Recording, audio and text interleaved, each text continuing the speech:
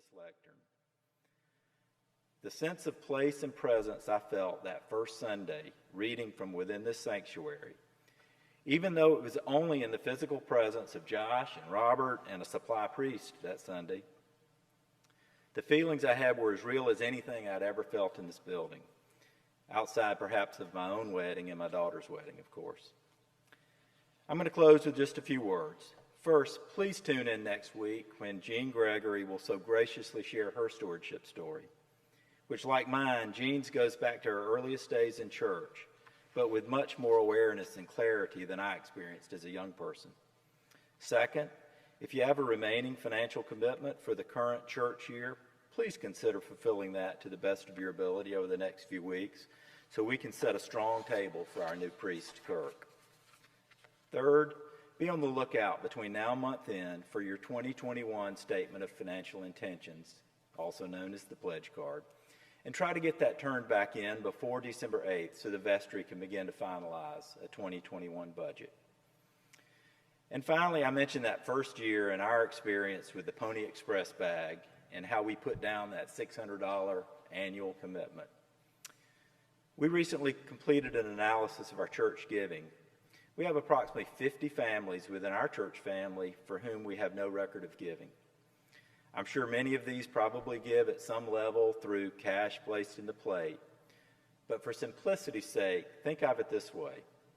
If those 50 pledged that same $600, that would mean a $30,000 increase to our church budget. Well, I didn't. So anyway, the pledge comes, so I write that check in January, knowing that he's going to facing surgery. He said, so we are giving your figure. I said, well, I'll go to Felicia and I'll change it.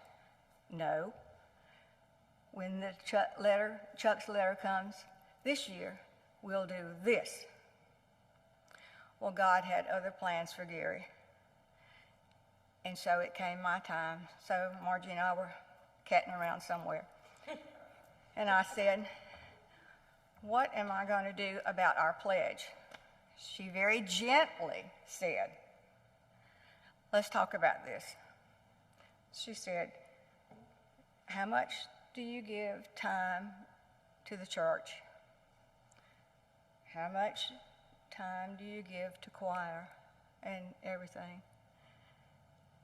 And how much do you tithe? You tithe. It's no longer you and Gary. It's you. Your finances have changed. Yes, I know. So I filled the card out and went to put it in the box, and Will was sitting in my lap. He tried to put it in, and Katie had to finish pushing it in. So January 20 of this year came around. I sat there, a checkbook in hand. I tried to write. Somehow that pen just would not write. So I didn't know. I said, okay, somebody's trying to tell me something. So what do I do? So I closed my eyes and said a silent prayer, picked up the pen and began to write. And I couldn't write the figure that I had pledged. I had to add a little bit more to it. And it was like I could feel my mother's hand on the top of my head and all the energy and all the anxiety of all that. And I was finally at peace. I cannot express enough to everybody how much I love St. George's and how much I love each and every one of y'all. You will never know how blessed I am. Would I have ever thought that I would have ever sung in this church with Miss Angie and now with Robert? Would I have ever thought that I would be so blessed? No. In a few days after Thanksgiving, I'm going to climb up, take that sign down, and put Advent up as we wait, hoping that we'll be physically together soon.